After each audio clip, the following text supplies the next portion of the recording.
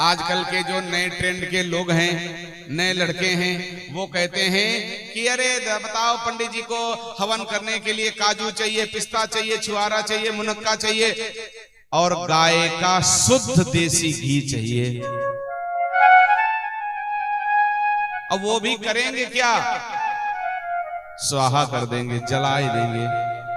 ठीक, बताओ काजू यहां हमको नहीं मिलता है, लोग कहते भी हैं कि बताओ काजू हमको खाने को नहीं मिलता, और पंडित जी ने पर्चा में लिखा है कि पंचमेवा 1.25 किलो होना चाहिए। तो जिसके मन में ये बात आई, अच्छा मन में बात आती, लोग कहे जरूर देते हैं, नहीं सामने कहेंगे, नहीं सामने कहेंगे तो पीछे ही कहेंगे। बताओ इतनी मेवा मंगाए, पता ही नहीं चलो कहां चली गई। तो महात्मा के सामने तक ये बात पहुंच गई। महात्मा ने उनको बुलवाया, भैया जरा यहां आना। आए, इधर पधारना प्रभु। महात्मा ने बुलवाया, तुरंत बुला ले आओ भैया। बुलाया, क्या भैया चर्चा कर रहे थे आप? बोले महाराज हम ये कुछ नहीं पहले तो गोलमोल। बोले नहीं बताओ तो तुम्हारे प्रश्न का हम उत्तर देंगे। बोले हमने ये कहा था कि पंडित जी को हवन के लिए शुद्ध भारतीय देसी गाय का घी 2400 रुपया किलो वाला चाहिए हवन के लिए। बताओ महाराज यहाँ खाने को नहीं मिलता है और आप लोग जलाए देते हो, हवन कर देते हो। यहाँ छुहारा काजू गर्री खाने को नहीं मिलती है, आप लोग मंगाए करके पंसारी के यहाँ से हवन में चढ़ाए देते हो, स्वाहा कर देते हो, जलाए देते हो। महात्मा बड़े समझे हुए, सुलझे हुए थे। उन्होंने बुलाया, जरा बेटा यहाँ आना। आए, ये बताओ तुम्हारे पास खेती है? हाँ। कौन करता है? बोले बाप दादा करते हैं। तुम करते हो? बोले नहीं हम नहीं करते। अच्छा, ये बताओ तुम्हारे घर में जो अन्न आता है वो कहां से आता है? बोले हमारे घर में जो अन्न आता है वो खेत से आता है। महात्मा ने कहा ये बताओ खेत में अन्न कहां से आया? खेत में कहां से आया? बोले हमारे बाबा और पापा ने जाए करके पहले बोया था 25 किलो का बीघा, तब 4 कुंटल का बीघा कटा है। बोले ये बताओ अगर वो 25 किलो का बीघा बोते ना, कहां से लाए थे? बोले घर से लाए थे। बोले ये बताओ वो घर में कहां से आया था? घर में कहां से आया था? बोले खेत से आया था। बोले गया कहां? बोले फिर खेत में गया। फिर कहां से आया? बोले फिर खेत से आया। बोले फिर तुम अपने पिताजी को क्यों नहीं समझाते हो कि 25 किलो गेहूं हर साल क्यों खेत में डाल आते हो? विचार करना जरा, तुम अपने पिताजी को ये बात क्यों नहीं समझाते हो? कौन सी बात कि हर साल वो 25 किलो बीघे के हिसाब से 10 बीघे में 2.5 क्विंटल बोए के आते हैं।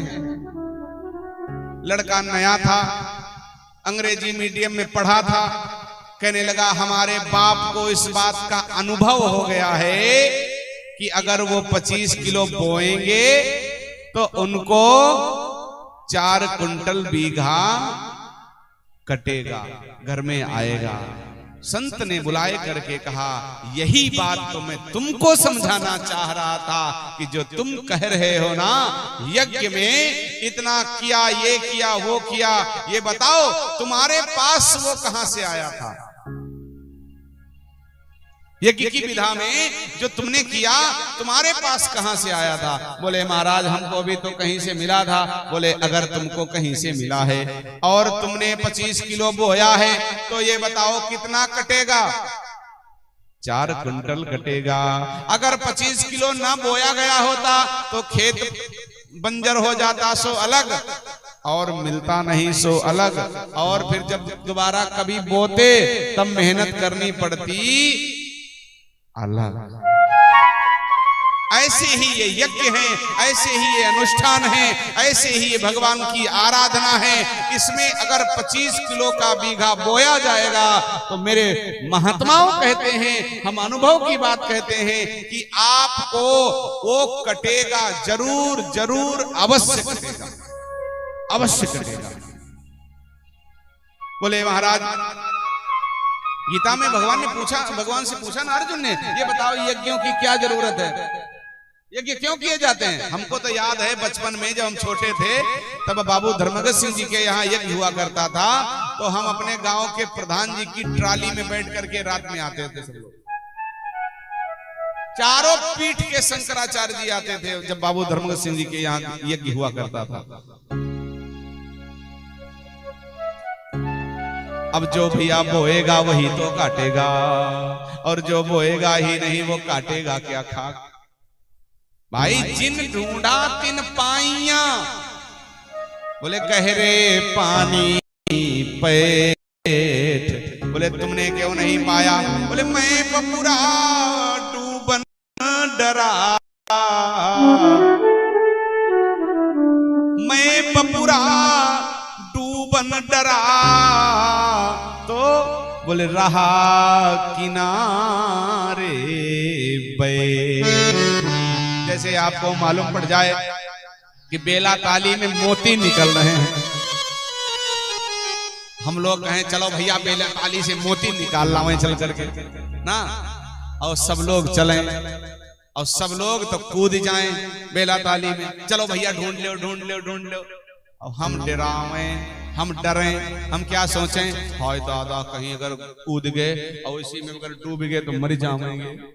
मैं बपुरा डूबन डरा, तो किया क्या? रहा किनारे पे। ऐसे ही गीता में भगवान कह रहे हैं कि अन्नाद भवन्ति भूतानि परजन्याद अन्न संभवः, यज्ञात् भवति परजन्यो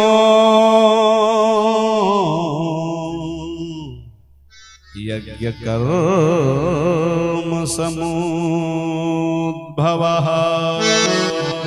प्रत्येक प्राणी मात्र को 5 यज्ञ प्रतिदिन करने का नियम हुआ करता था।